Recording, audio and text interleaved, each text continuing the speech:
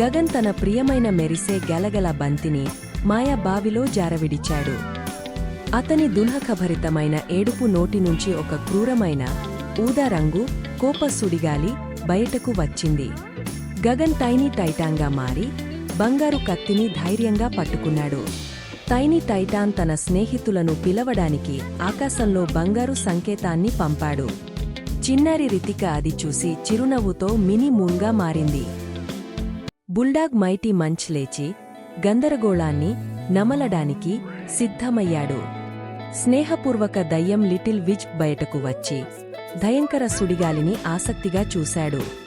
నెమలి గ్లిమ్మర్ వింగ్ తన మెరిసే రెక్కలను విప్పి ఎగరడానికి సిద్ధమైంది. 5గురు ధైర్యమైన సూపర్ హీరోలు కలిసి సుడిగాలిని వెంబడించేందుకు బయలుదేరారు. వారి వెనుక మైదానం ఒక్కసారిగా భారీ అడవిగా మారి కోపంతో నిండిన స్టఫ్డ్ జంతువులతో నిండిపోయింది. మైటీ మంచ్ ధైర్యంగా ఒక పెద్ద టెడ్డీ బేర్ కాలును పట్టుకున్నాడు. లిటిల్ విజ్ భారీ ఏనుగును గలిగింతలు పెట్టగా అది నవ్వుతూ చిన్నదిగా మారింది.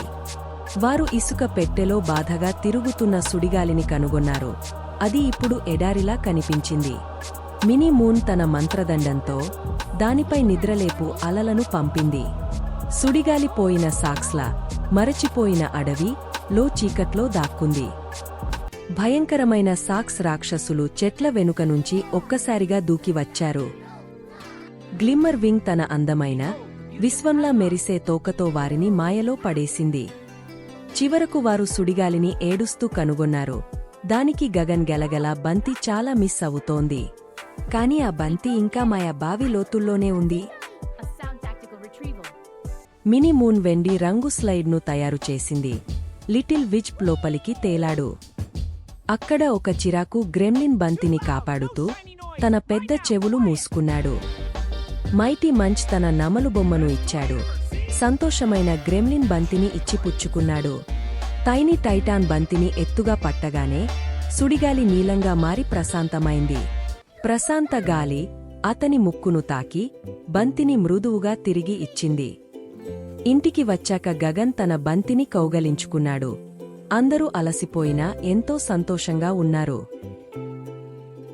5గురు హీరోలు మెరిసే రంగురంగుల శాంతి హగ్ ను పంచుకున్నారు. This story teaches us that big feelings aren't bad. They just need to be understood and calmed. Hey everyone! Thanks for watching the video! Any idea what the next video will be? Don't forget to put your guesses in the comments and let's see who guesses correctly!